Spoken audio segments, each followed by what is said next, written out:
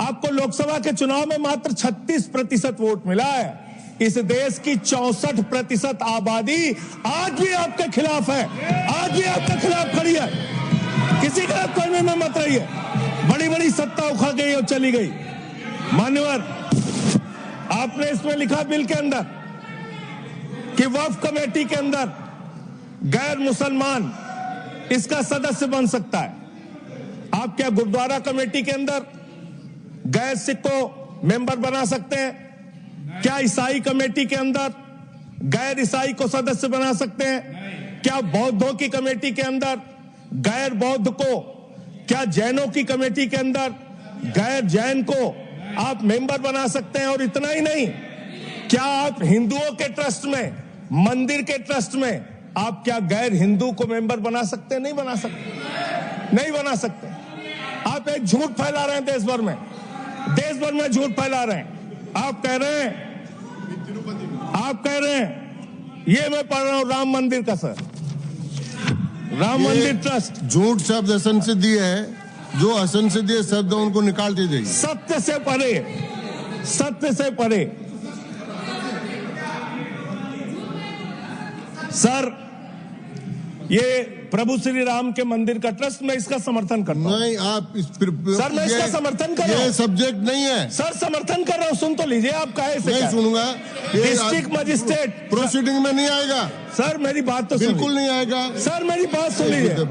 Ghanshyam ji please, chairman साहब, district magistrate of Ayodhya will be ex officio trustee who will be A practicing Hindu. If the DM is not Hindu, then additional district magistrate will be an ex officio member of the trust. हम इसका समर्थन करते हैं sir. Hindu धर्म के trust में हिंदू को member होना चाहिए, आपने लिखा, हम इसका समर्थन करते हैं। लेकिन आप दूसरे धर्मों के ऊपर कह रहे हैं। कल को आप गुरुद्वारा कमेटियों में कहेंगे सिख नहीं, दूसरे धर्म के लोग इसमें आएंगे। कल को आप जैन कमेटियों में घुसड़ेंगे, बौद्धों की कमेटियों में घुसड़ेंगे। ये बात गलत है, ये पूरी तरीके से गलत है। और आज पूरे देश को आप बताइए, मान्यवर, पूरे देश को आप बताइए, 2009 में आपने अपना घोषणा पत्र जारी किया था, मैनिफेस्टो। ये मैनिफेस्टो आपका लेके आया हूं, ये तो आपका डॉक्यूमेंट है, मेरे घर नहीं बना। इस मैनिफेस्टो में लिखा है इन्होंने कि 2009 के मैनिफेस्टो में लिखा है कि वक्फ की जमीनों पर जो अवैध कब्जे हुए हैं, के.आर. रहमान की कमेटी की रिपोर्ट के हिसाब से हम मुस्लिम धर्म गुरुओं के साथ बातचीत करके उसको खाली कराने का काम करेंगे। कितना दोहरा चरित्र है आपका। आपने कहा वक्फ की जमीनों को खाली कराने का काम करेंगे जिसपे कोई और कब्जा कर रखा है। मान्यवर, एक और बात, सुप्रीम कोर्ट के अंदर आप कह रहे हो कागज चाहिए, कागज चाहिए। मंत्री जी ने कहा कागज चाहिए। मंत्री जी, आपको कागज की बहुत जरूरत होती है, कागज आपको चाहिए।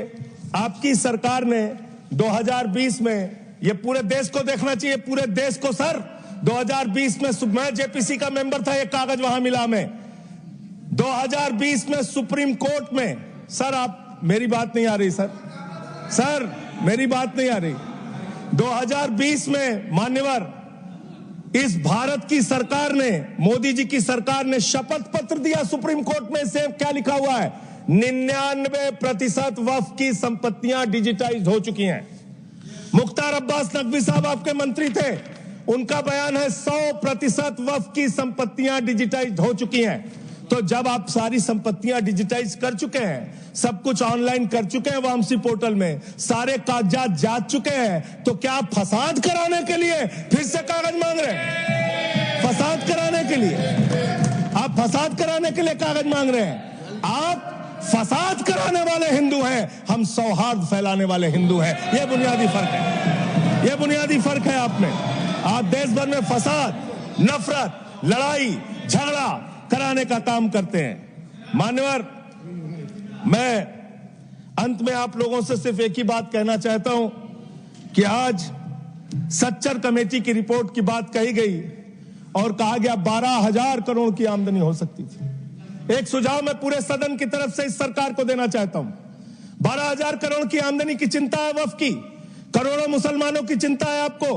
एक अपने दोस्त को पकड़ के लाइए, नीरव मोदी को 20,000 करोड़ वसूलिए, 12,000 करोड़ वक्फ को दीजिए, 8,000 करोड़ अपने पास रखिए। 8,000 करोड़ का आपको मुनाफा होगा, 12,000 करोड़ वक्फ को दे दीजिए, करोड़ों मुसलमानों का भला हो जाएगा। मान्यवर, अंतिम बात कह के आपने कहा सच्चर कमेटी की रिपोर्ट से 12,000 करोड़ की आमदनी की बात कही गई है। अर्ध सत्य मत बोलिए, पूरा सत्य बोला कीजिए। सुविधाजनक सत्य मत बोलिए, पूरा सच बोला कीजिए। मंत्री जी, इसमें लिखा हुआ है सच्चर कमेटी की रिपोर्ट में कि भारत की सरकार ने, राज्यों की सरकार ने अलग अलग राज्यों में अलग अलग जगहों पे 365 वक्फ की संपत्तियां कब्जा कर रखी हैं। आप उसके बारे में नहीं बताते, आप अर्ध सत्य बोलते हैं। मैं तो जेपीसी का मेंबर रहा हूं, मुझे सब पता है। तो इसलिए मान्यवर, आप फैला रहे हैं झूठ। ट्रिब्यूनल के फैसले, बस खत्म सर, खत्म। असत्य,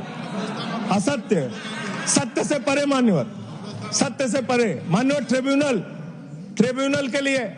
ट्रिब्यूनल के लिए आप कह रहे हैं उसको अपील नहीं की जा सकती। हाई कोर्ट का फैसला ट्रिब्यूनल के फैसले के खिलाफ आया है, सुप्रीम कोर्ट का फैसला ट्रिब्यूनल के फैसले के खिलाफ आया है।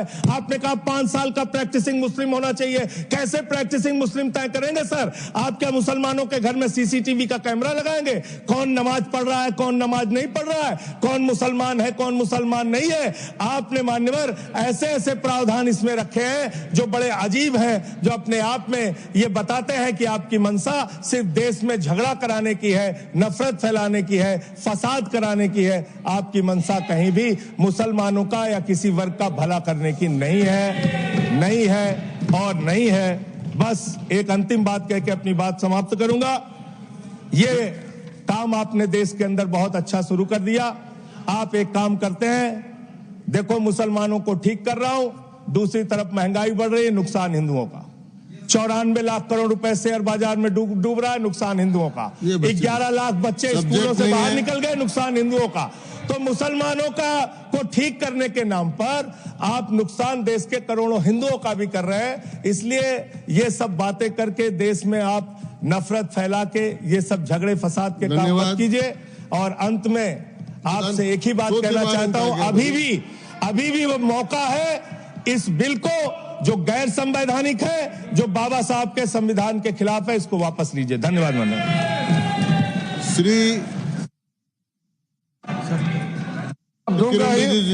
संजय सिंह जी को मैं जवाब देना चाहता हूं, सबका जवाब देंगे, लेकिन समस्या ये है, माननीय मंत्री जी को हस्तक्षेप करने का अधिकार है। जब मैं when I reply to everybody, please. मैं सबको जवाब दूंगा। मैं सिर्फ इतना ही कह रहा हूं कि संजय सिंह इतना तर्कहीन बात करते हैं, जवाब देने के लिए जगह भी नहीं है। वो पॉइंटलेस बात करता है, बिल से संबंधित नहीं, इधर उधर का बात करता है। पॉइंट में बात कीजिए, मैं जवाब दूंगा बाद में।